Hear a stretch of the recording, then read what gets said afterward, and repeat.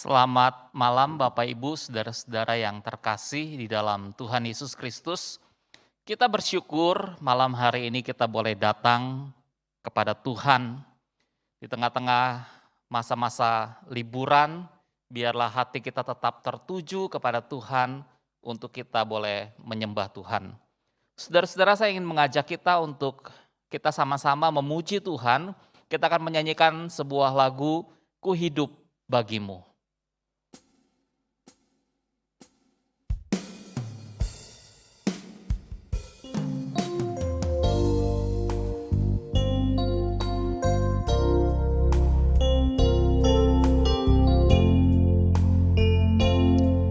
Sama-sama kita katakan, Yesus kau kebenaran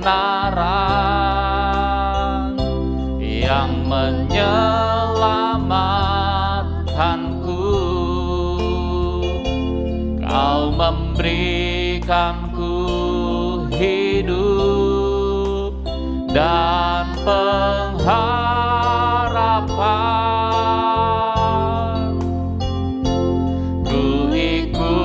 Kehendakmu, ku perlu anugerahmu, ku nyatakan janjiku kepadamu. Kalau ku hidup, kalau ku hidup, ku hidup bagimu, hatiku tetap menyembahmu. Dunia tak bisa menjauhkanku dari kasih-Mu. Selama ku hidup, selama ku hidup bagimu, mataku tetap memandangmu. Dunia tak bisa menjauhkanku dari kasih-Mu. Sekali lagi kita katakan, Yesus kau kebenaran, Yesus kau kebenaran yang menyelamatkanku, kau memberikanku hidup dan pengharapan.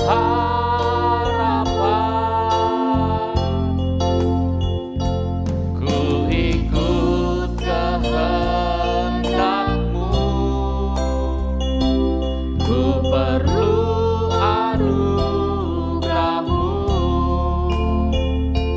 ku nyatakan janjiku kepadamu. Kalau ku hidup bagimu. Kalau ku hidup bagimu, hatiku tetap menyembahmu. Dunia tak bisa menjauhkanku dari kasih-Mu. Selama ku hidup, selama ku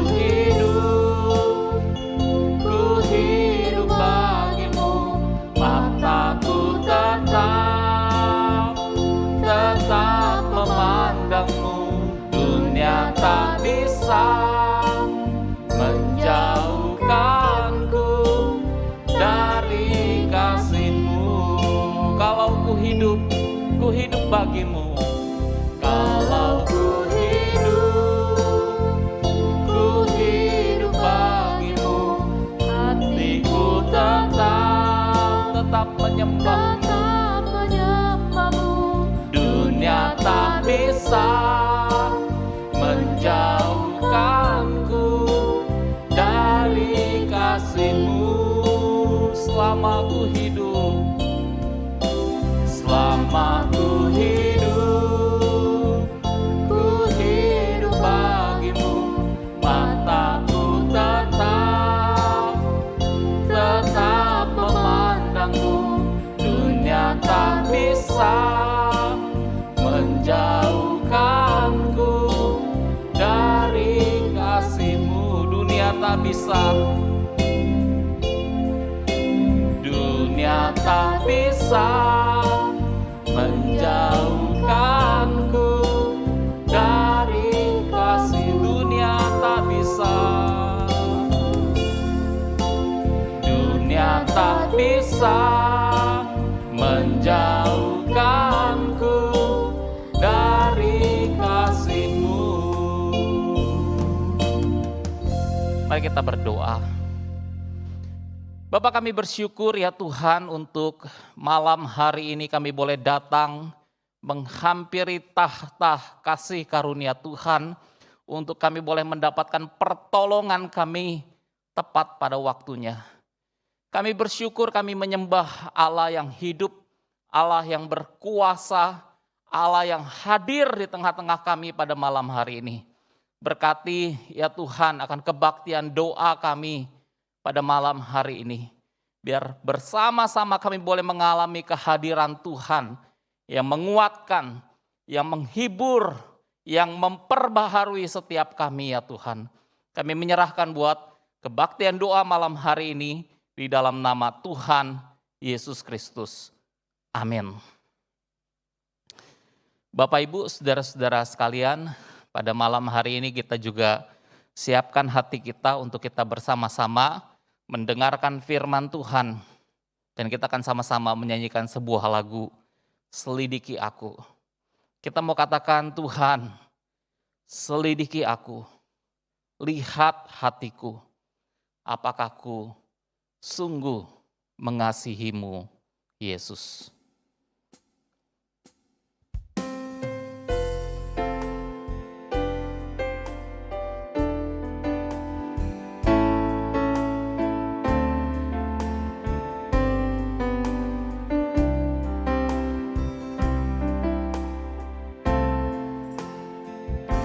Selidiki aku, lihat hatiku, apakah ku sungguh mengasihi-Mu, Yesus.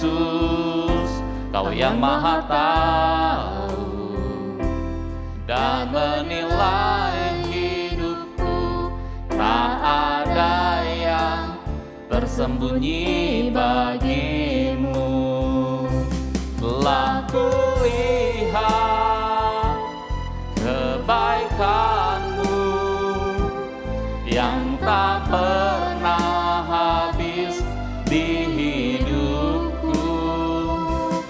Ku berjuang sampai akhirnya, Kau dapati aku tetap setia.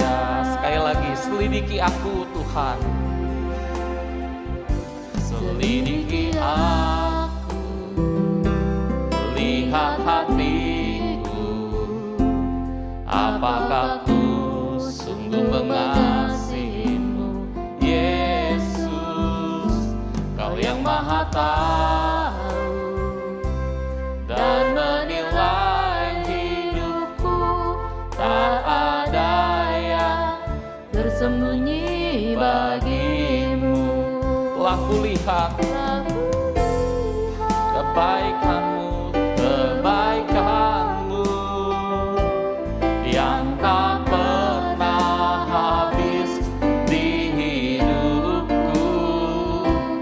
Ku berjuang sampai akhirnya, Kau dapati aku tetap. Telah kulihat kebaikan-Mu, telah kulihat kebaikan-Mu yang tak pernah habis di hidupku. Ku berjuang sampai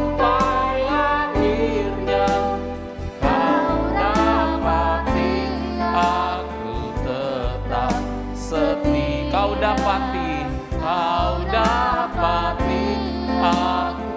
kau dapati aku tetap setia. Kau dapati aku tetap setia.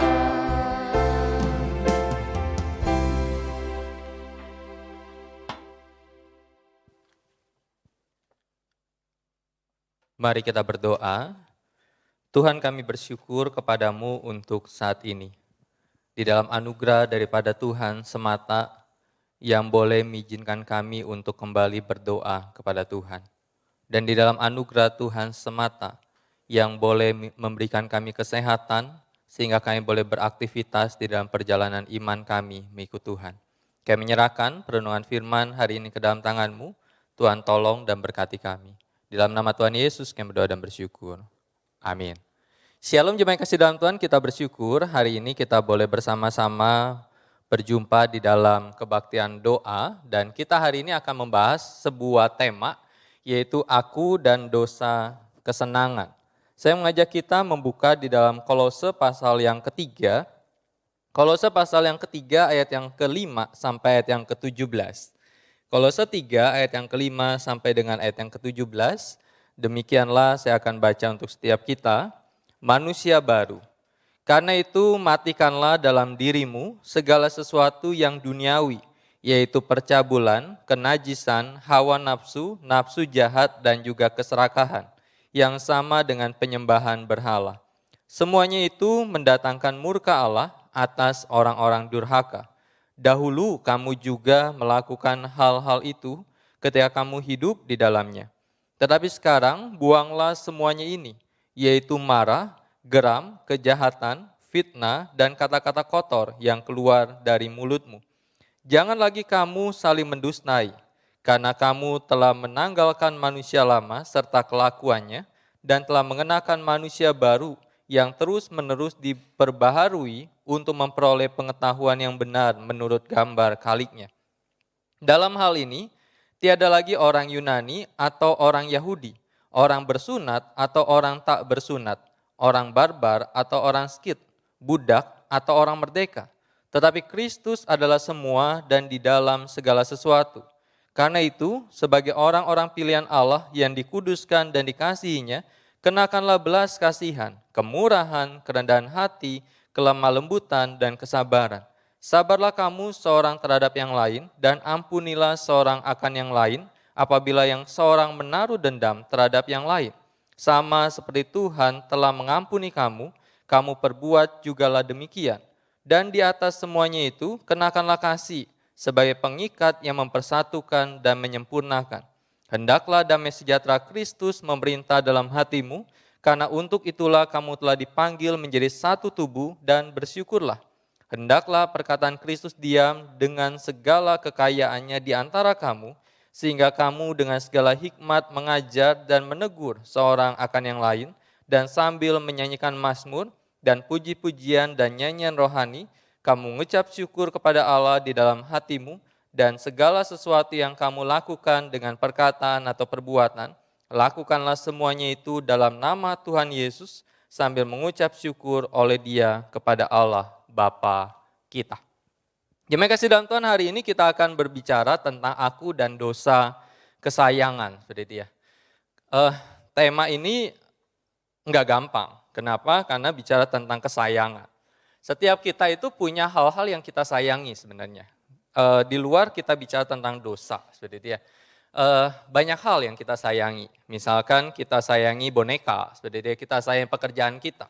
Kita sayangi keluarga kita. Kenapa? Karena itu natur kita sebagai manusia yang punya perasaan. Yang punya satu sisi yang baik adalah tentang sayang itu atau cinta itu. Tetapi ketika kita hari ini bicara tentang dosa kesayangan, maka kita bicara tentang apa sih dosa kesayangan itu? Maka ketika kita bicara tentang dosa kesayangan, maka kita bicara tentang sebuah perbuatan atau sebuah tindakan yang melanggar akan titah Allah. Jadi ketika bicara tentang dosa kesayangan itu adalah sebuah perbuatan atau tindakan yang kita tahu itu melanggar perintah Tuhan. Ketika kita bicara tentang hal ini, maka dosa-dosa yang melanggar itu ternyata kita sayangi, ternyata kita senangi, ternyata kita sukai. Atau kita bisa sebut sebagai lovely sin, seperti itu ya, atau favorite sin. Jadi dosa-dosa yang kita cinta, dosa-dosa yang menjadi dosa yang favorit di dalam hidup kita. Kalau di dalam bagian ini Rasul Paulus bercerita atau mengungkapkan seperti apa sih dosa-dosa kesayangan yang sesungguhnya merupakan bagian, kalau kita belum mengenal Tuhan, merupakan bagian di dalam natur kita sebagai orang berdosa. Kalau kita sudah menjadi anak Tuhan, merupakan sejarah yang pernah kita alami, yang pernah kita miliki, dan mungkin memori sejarah itu menjadi terkadang muncul up di dalam pikiran kita, di dalam hati kita, yang rasanya kita pengen lagi gitu ya. Dan ketika kita melihat bagian ini, maka misalkan bicara tentang imoralitas. Imoralitas bicara tentang segala jenis perilaku seksual terlarang di luar hubungan pernikahan. Jadi Tuhan itu sesungguhnya memberikan kita untuk di dalam diri kita tentang seks itu. Tetapi ketika bicara tentang imoralitas, bicara tentang segala jenis perilaku seksual yang terjadi di luar hubungan pernikahan.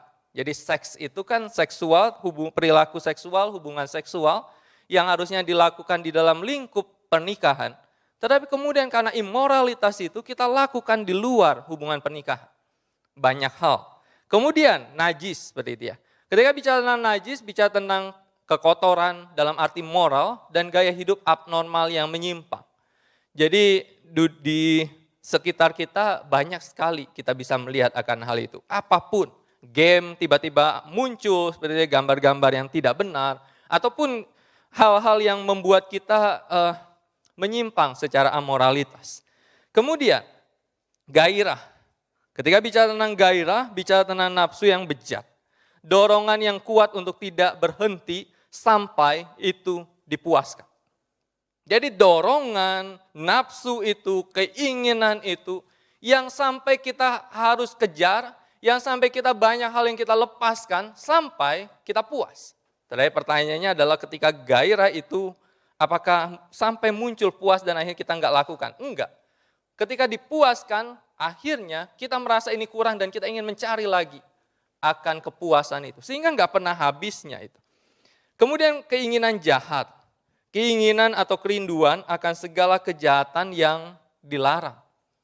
Kemudian keserakahan, ketamakan, ketidakpuasan dengan keinginan untuk menginginkan lebih dan lebih lagi. Bagi saya gambaran yang ingin diberikan oleh Rasul Paulus ini seperti seorang yang makan air laut seperti dia. Ingin dipuaskan, haus, ingin dipuaskan tapi salah minum. Minumnya air laut, minumnya air garam. Ketika minum air garam, maka haus lagi. Dan itulah ketika bicara tentang dosa-dosa yang kita sebutkan itu. Karena itu ketika melihat akan hal ini maka saya bisa berkata gini, dosa itu menyenangkan. Yang membuat manusia menyayangi dosa. Enggak ada dosa yang tidak menyenangkan. Kalau saya tanya, dosa amoral, dosa kenajisan, menyenangkan enggak? Menyenangkan. Hal-hal dosa itu menyenangkan. Yang membuat manusia sayang untuk tidak menyayanginya. Tetapi dosa membuat manusia mati.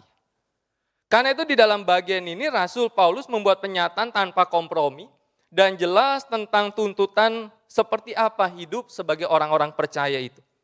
Apa yang Kristus tuntut dari kita? Apa yang kita lakukan di dalam hidup kita sebagai orang-orang yang telah diselamatkan oleh Tuhan. Di dalam Kolose 3 ayat yang pertama dikatakan, karena itu, kalau kamu dibangkitkan bersama dengan Kristus, carilah perkara yang di atas.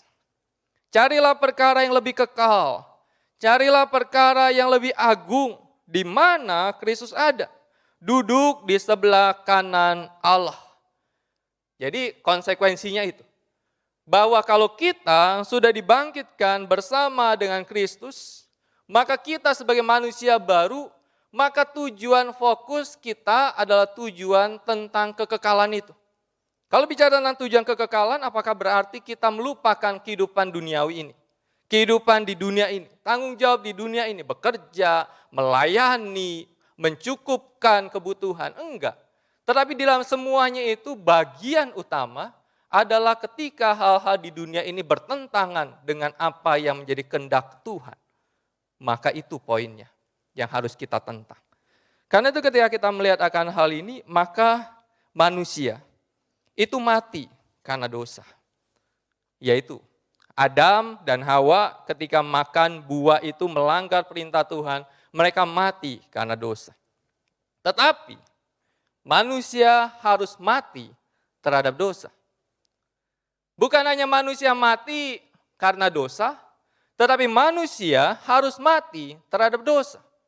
Manusia harus mati terhadap dosa sehingga dia bangkit di dalam Tuhan. Di dalam ayat yang ke-9 misalkan. Di ayat yang ke-9 dikatakan bahwa jangan lagi kamu saling mendustai karena kamu telah menanggalkan manusia lama serta kelakuannya. Jangan lagi kamu mengesampingkan diri lama dengan praktek-praktek yang jahat, menunda, mengesampingkan, atau di dalam bahasa asli menggunakan kata apek duomai, yaitu berarti melepaskan sepenuhnya, melepaskan diri. Gambaran Paulus ini seperti orang ganti baju, seperti itu ya. Seperti orang pakai baju yang sudah bekas, baju yang sudah kotor, baju yang sudah robek-robek, dan kemudian dilepaskan. Kita kan tiap hari ganti baju gitu ya. Saya punya teman waktu kuliah itu, dia ganti baju. Tapi baju yang lama itu dia gantung di balik pintu. Beberapa hari kemudian dia pakai lagi. Jadi bukan itu maksud Paulus. Bukan itu maksud Paulus ketika bicara tentang melepaskan baju, melepaskan pakaian, dan kemudian digantung aja, tetap kotor. Dipakai lagi ya kotor itu baju. Enggak. Bagi Paulus ada ketika melepaskan sepenuhnya, melepaskan diri seperti seseorang melepaskan pakaiannya, dan pakaian yang baru yang dipakai, yang baru dicuci, yang baru dan layak untuk dipakai itu. Paulus menggunakan hal ini berbicara tentang sifat lama yang harus kamu lepaskan. Sifat yang berdosa yang harus dilepaskan. Karena itu kita tidak hanya harus melepaskan manusia lama. Kita kan seringkali manusia lamaku sudah pergi, manusia lamaku sudah menjadi sejarah. Selanjutnya apa?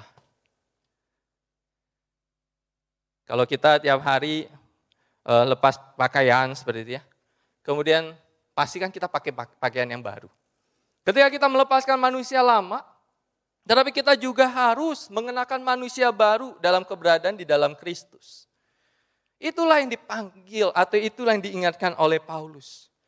Kamu adalah manusia yang sudah dibaharui oleh Tuhan. Manusia lama sudah berlalu, tetapi sesungguhnya yang baru sudah datang. Sesungguhnya manusia baru sebagai status baru, sebagai anak-anak Tuhan yang diciptakan di dalam serupa dan segambar dengan Kristus, maka kamu pun harus gunakan itu. Karena itu ketika kita melihat akan hal ini, maka itulah hal yang dituntut oleh kita. Dituntut kepada kita oleh Tuhan. Bahwa seberapa kamu sudah mengenakan yang baru di dalam keberadaanmu di dalam Kristus. Di dalam statusmu di dalam Kristus. Jangan sampai kita melepaskan tapi nggak punya pegangan. Melepaskan tetapi nggak pernah mengenakan yang lain. Saya sering ngomong sama rekan-rekan yang saya bina seperti itu ya. Saya bilang gini, orang Kristen itu kalau jalan-jalan ke mall, hamba Tuhan dah ya, bukan orang Kristen. Hamba Tuhan kalau jalan ke mall itu sama seperti orang umum seperti itu ya. Maksud umum gini, kalau tokoh agama lain itu mereka punya atribut. Yang biksu dia punya baju dan kemudian kita tahu dah itu biksu dah.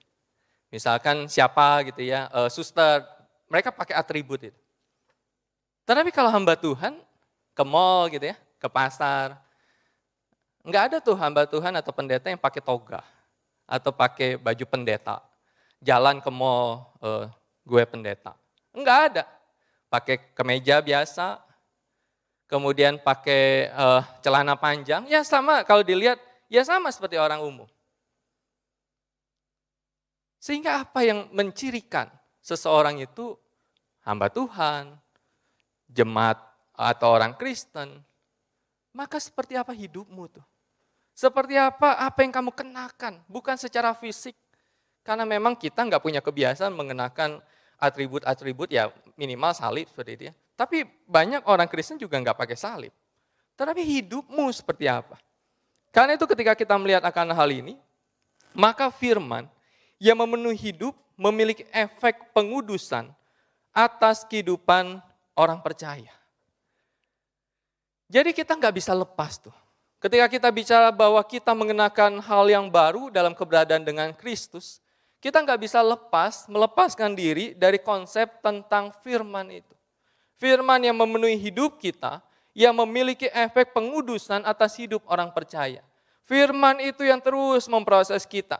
Kita mungkin punya nostalgia, kita mungkin punya memori, kita mungkin punya keinginan terhadap dosa yang kita sayangi itu. Tetapi kita tahu bahwa hidup kita sudah ditebus oleh Tuhan. Dan firman itu yang terus menguduskan kita untuk kita berkata, enggak deh. Untuk kita berkata, jangan deh. Untuk kita berkata bahwa saya bukan seperti itu lagi.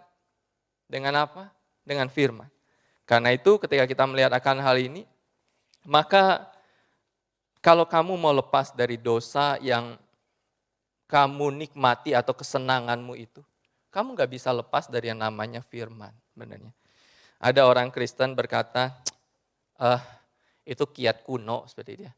Kiat kuno ketika bicara tentang gak bisa lepas dari firman kalau mau hidup benar.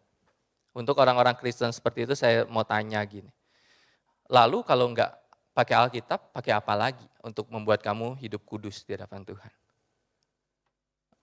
Gereja Tuhan yang Maha Kuasa di dalam sebuah lagunya dia bilang bahwa Alkitab itu menjadi penghalang manusia dengan Tuhan.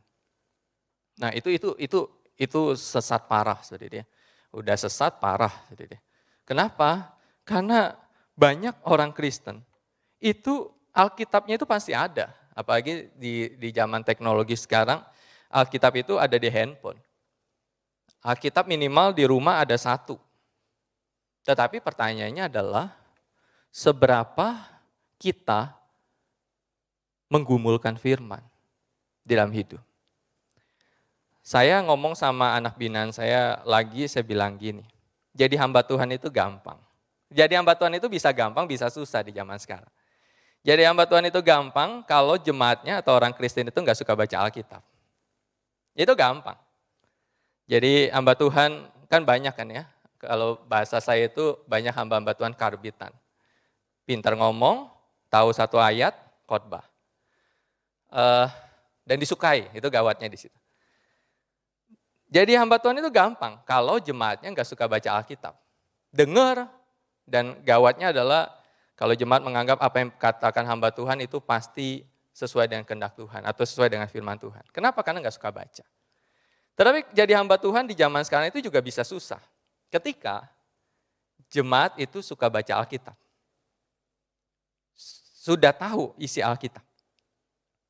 Sudah tahu ini hamba Tuhan ini khotbahnya benar atau salah. Alkitabiah atau tidak Alkitabiah.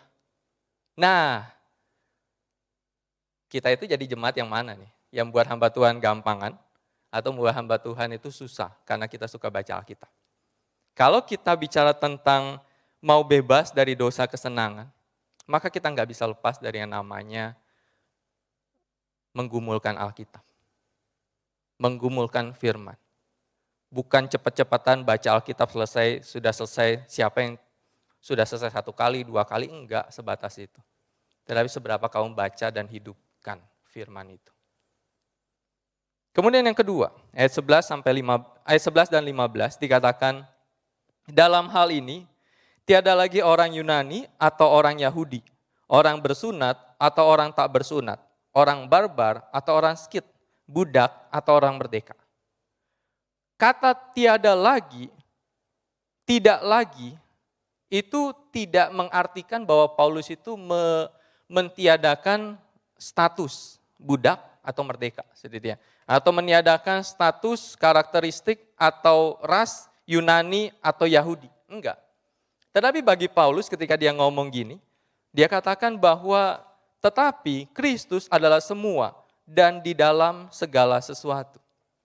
Kita beda, betul. Gereja kita itu bersyukur Tuhan berikan jemaat-jemaat yang luar biasa. Bagi saya GKI Karawaci itu adalah Indonesia Mini.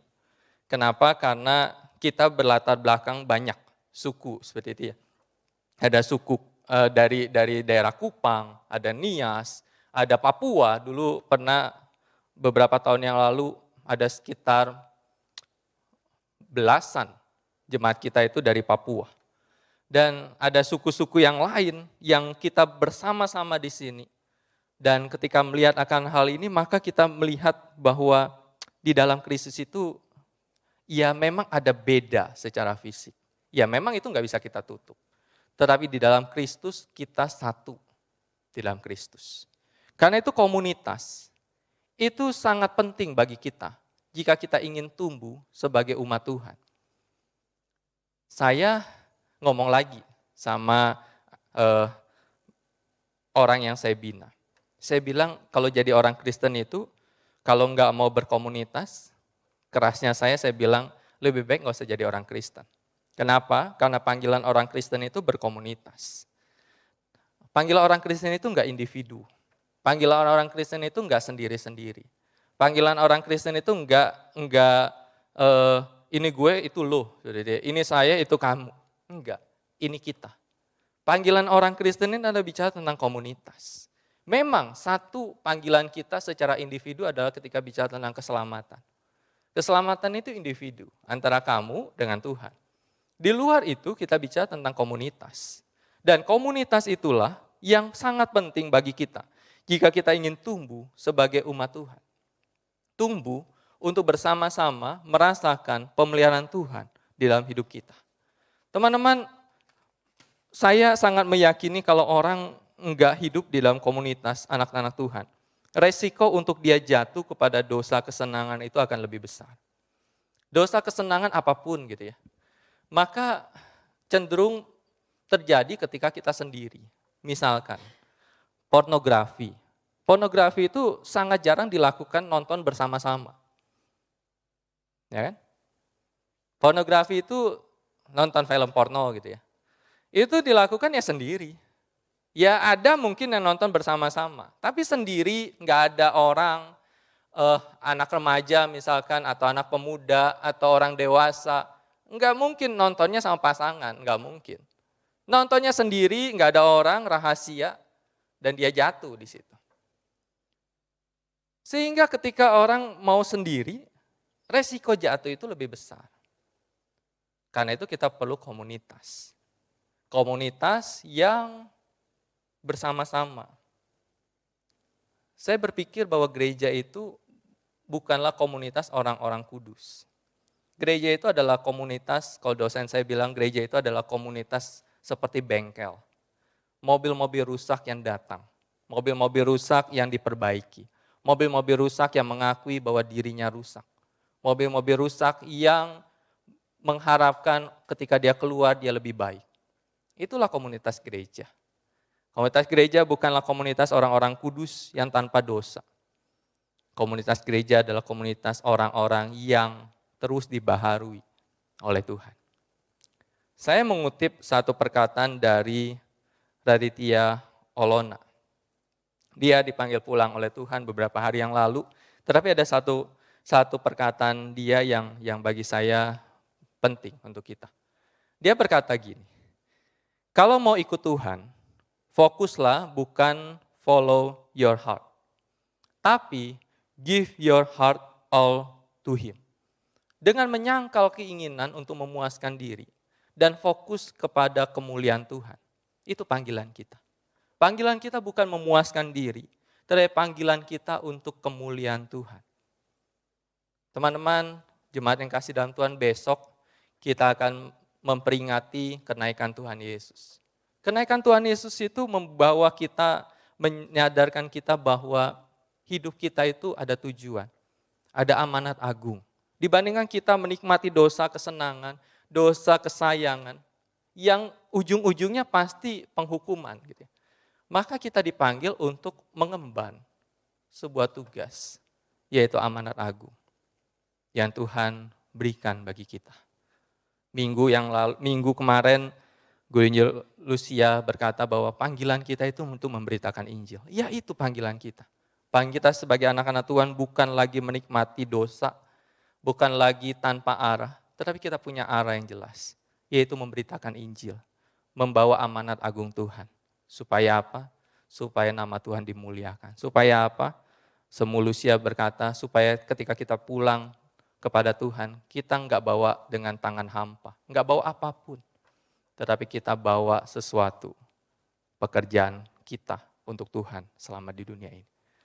Karena itu, daripada kita memikirkan dosa, daripada kita memikirkan tentang hari ini berdosa apa ya, besok mau buat dosa apa, lebih baik memikirkan hari ini firman-Nya apa, hari ini saya mau menginjili siapa, hari ini saya mau mendoakan siapa, sehingga hidup kita lebih berguna. Tuhan Yesus memberkati kita. Kita berdoa.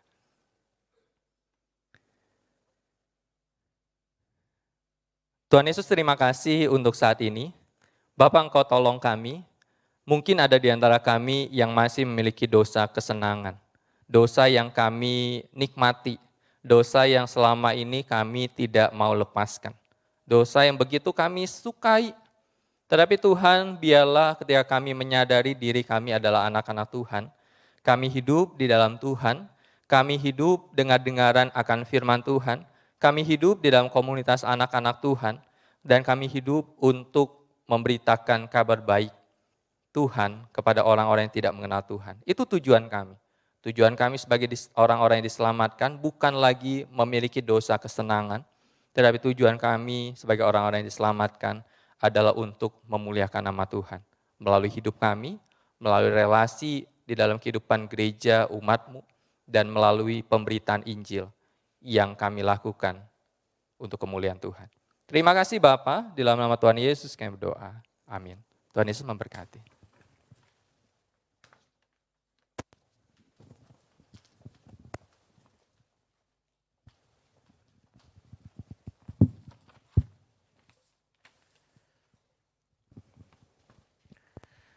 Selamat malam, jemaat yang dikasihi oleh Tuhan. Saat ini kita akan berdoa.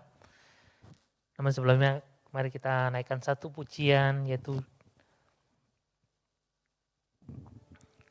kita naikkan pujian ini bukan dengan kekuatanku, ku dapat jalani hidupku.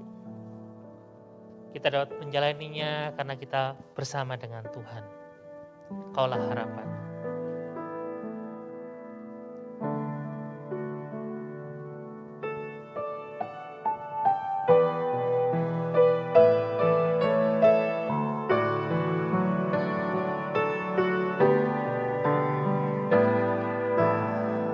Bukan dengan kekuatanku, ku dapat jalani hidupku tanpa Tuhan yang di sampingku.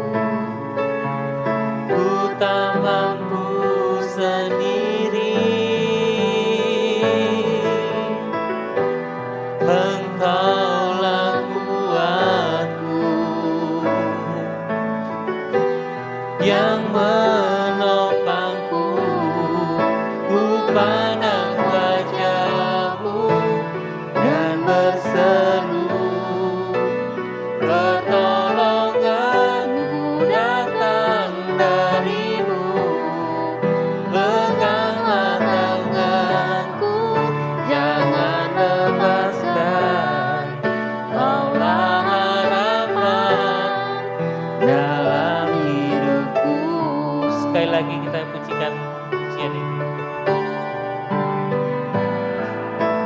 Bukan dengan kekuatanku, ku dapat jalani hidupku tanpa Tuhan yang di sampingku. Ku tak mampu sendiri.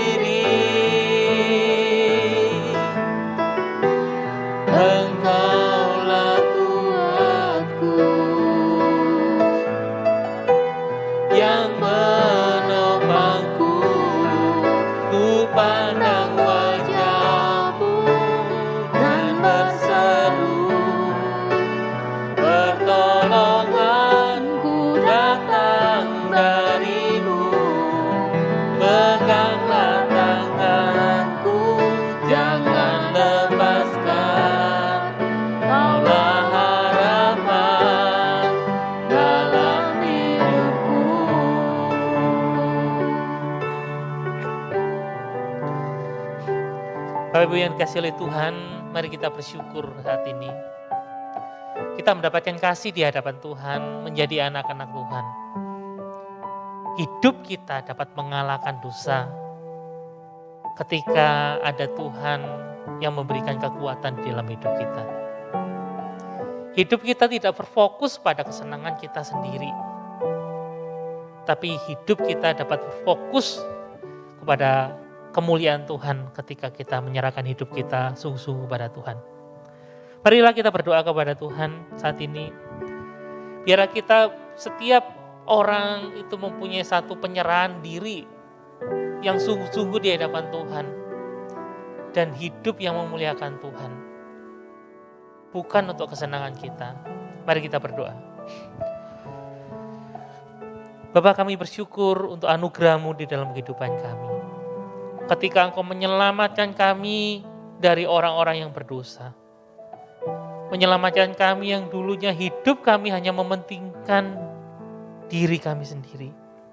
Mementingkan keegoisan kami, mementingkan apa yang kami maui. Dan terlebih kami mementingkan dosa yang jauh dari hadapan. Saat kami memiliki hati, saat Engkau menebus kami, Kau ubahkan hati kami. Saat ini Tuhan, kami menjadi anak-anak-Mu yang harusnya hidup kami adalah untuk menyenangkan hati Tuhan. Tolonglah kami Tuhan, di dalam setiap aspek hidup kami, pikiran kami, perkataan kami, perbuatan kami Tuhan, sungguh-sungguh memuliakan Tuhan. Berikan kami komitmen, berikan kami kesetiaan, berikan kami keberanian hidup bagi Tuhan, dan mempersembahkan hidup kami sungguh-sungguh untuk kemuliaan bagi nama Tuhan. Terima kasih Tuhan, ampuni kami ketika mungkin kami selama ini masih hidup menyenangkan hati kami sendiri, menyenangkan keegoisan kami dan kepentingan kami Tuhan, apa yang kami mau. Tuhan ampuni kami, dan melalui kebenaran firman Tuhan hari ini menegaskan kami kembali bagaimana kami hidup menyenangkan hati-Mu. Terima kasih Tuhan. Jemaat yang dikasihi oleh Tuhan, mari kita juga berdoa untuk kelompok-kelompok KTB di gereja kita. Mungkin ada remaja, ada pemuda, ada jemaat umum. Biarlah melalui komunitas yang ada, ini menjadi satu sarana untuk menumbuhkan iman setiap jemaat. Setiap orang boleh menjadi pendorong, boleh menjadi inspirasi bagi yang lain, dan menguatkan di dalam setiap pergumulan hidup yang ada. Mari kita doakan supaya sungguh boleh berjalan dengan baik, dan ini boleh menjadi berkat bagi satu dengan yang lain. Mari kita berdoa. Bapa yang di surga, saat ini kami berdoa secara khusus untuk kelompok-kelompok tumbuh bersama di dalam gereja kami. Apalagi di masa era pandemi ini Tuhan, kami tidak bisa bersama-sama di dalam gereja. Tapi itu tidak mengurangi komunitas kami untuk kami boleh bersekutu bersama-sama melalui online. Tuhan tolonglah memberkati setiap anak-anak-Mu. Kami berdoa melalui kelompok-kelompok ini Tuhan boleh menjadi satu sarana yang boleh menguatkan setiap jemaat, setiap individu boleh menjadi berkat bagi setiap kami Tuhan. Setiap kebenaran firman Tuhan yang boleh diseringkan, itu boleh menguatkan juga mengajar bagi setiap jemaat-Mu. Tuhan tolonglah, berkatilah. Saya berdoa biarlah ditumbuhkan orang-orang yang menjadi pendorong, yang memberikan inspirasi satu dengan yang lain Tuhan, sehingga nama Tuhan boleh dipermuliakan. Di tengah segala keterbatasan kami di era pandemi ini Tuhan, Tuhan memberkati. Terima kasih Tuhan.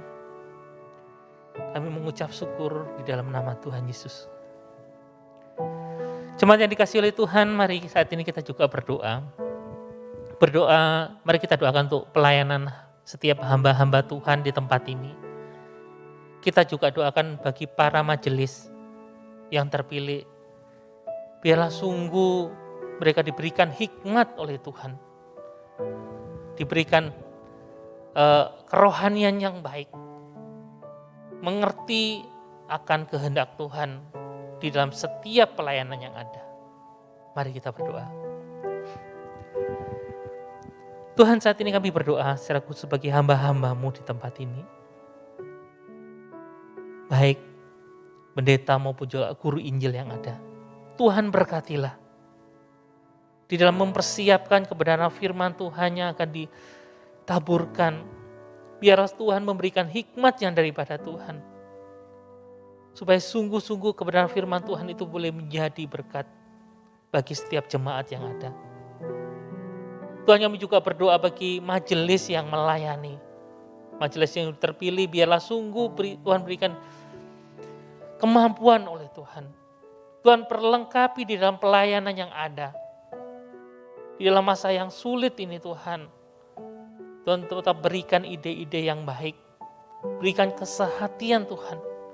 Juga berikan satu komitmen di dalam pelayanan Tuhan. Supaya sungguh nama Tuhan boleh dipermuliakan di tempat ini.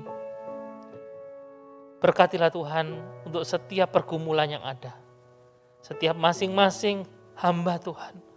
Maupun setiap masing-masing majelis yang sudah memberikan dirinya untuk boleh melayani Tuhan.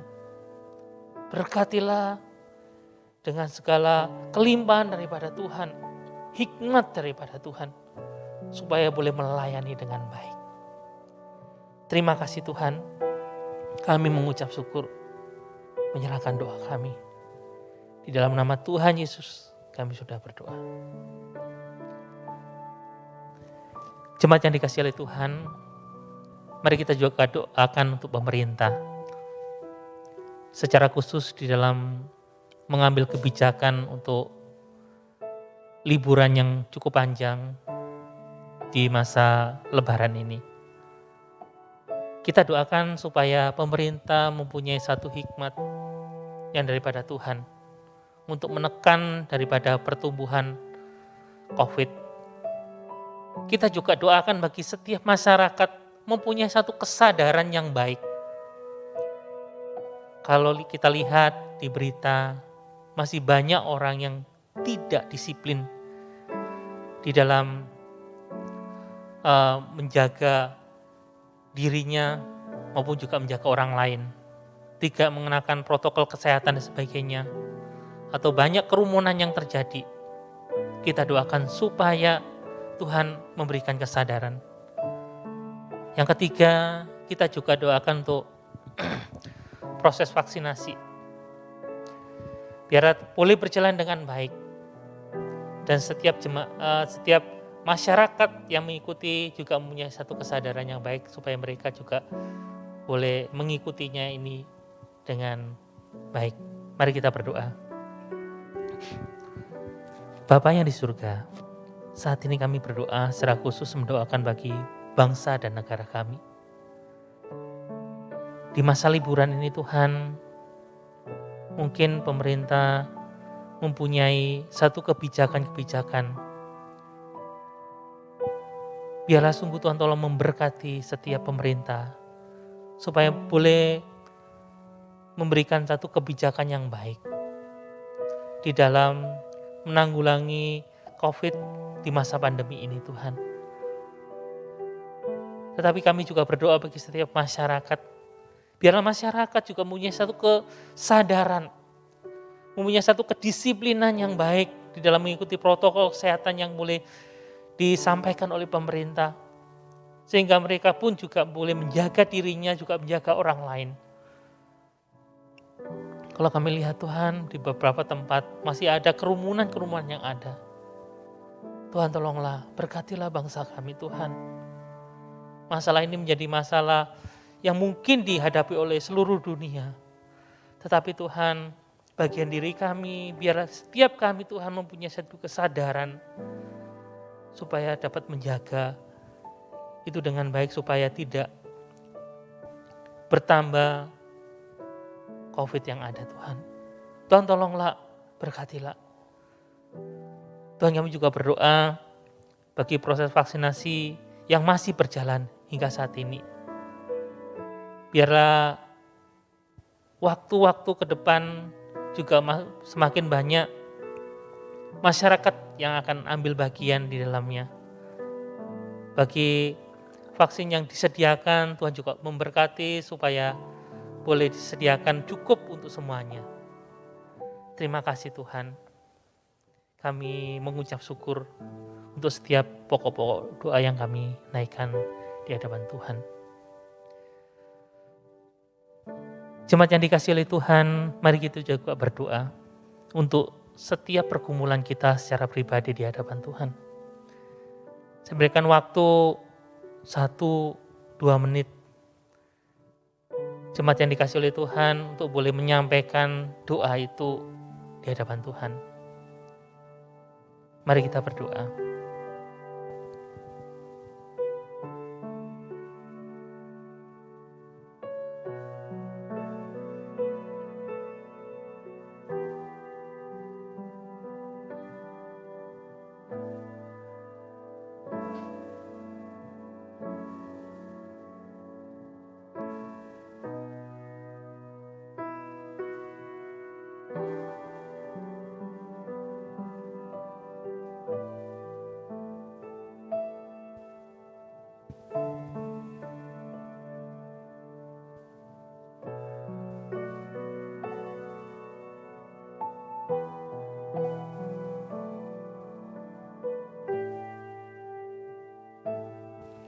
Tuhan, inilah seruan doa kami yang kami bawa di hadapan Tuhan. Inilah doa-doa kami Tuhan menyangkut ketika kami beribadah di gereja. Menyangkut kehidupan kami di tengah-tengah masyarakat. Menyangkut hidup kami Tuhan di hadapan-Mu secara pribadi. Kami yakin dan percaya bahwa Tuhan mendengar setiap doa kami. Dan Tuhan berkatilah sesuai dengan waktu dan rencana dan sesuai kehendak Tuhan. Ajar kami untuk senantiasa berserah penuh di hadapan Tuhan. Menyerahkan hidup kami di hadapan Tuhan. Ajarlah kami Tuhan untuk melakukan kebenaran firman Tuhan. Dan hidup kami boleh mempermuliakan nama-Mu. Terima kasih Tuhan.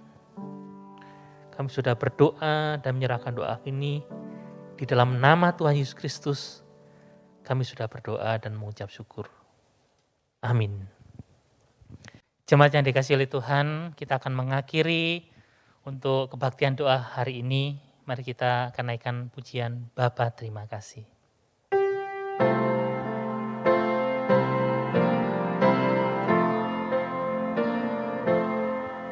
Bapa terima kasih. Bapa terima kasih. Bapa di dalam surga, puji terima kasih. Amin.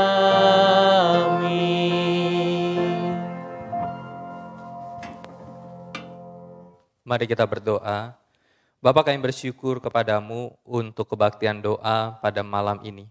Bapa, biarlah kami sebagai anak-anak Tuhan mengetahui akan status kami, menghidupi akan status kami, sehingga ketika kami mengetahui akan status dan menghidupinya, kami tahu apa yang merupakan kehendak Tuhan dan apa yang merupakan bukan kehendak Tuhan. Apa yang boleh dan apa yang tidak boleh kami lakukan, sehingga hidup kami memuliakan Tuhan. Dan biarlah kami terus mencintai firman-Mu, hidup di dalam kebenaran firman-Mu, dan di dalam komunitas sebagai anak-anak Tuhan. Dan sebentar lagi kami akan beristirahat, dan biarlah Allah Bapa, Allah Putra, dan Allah Roh Kudus, Allah Tritunggal, yang menyertai, menolong kami mulai saat ini, hingga Maranatha, Tuhan Yesus datang kembali. Amin. Tuhan Yesus memberkati kita. Amin.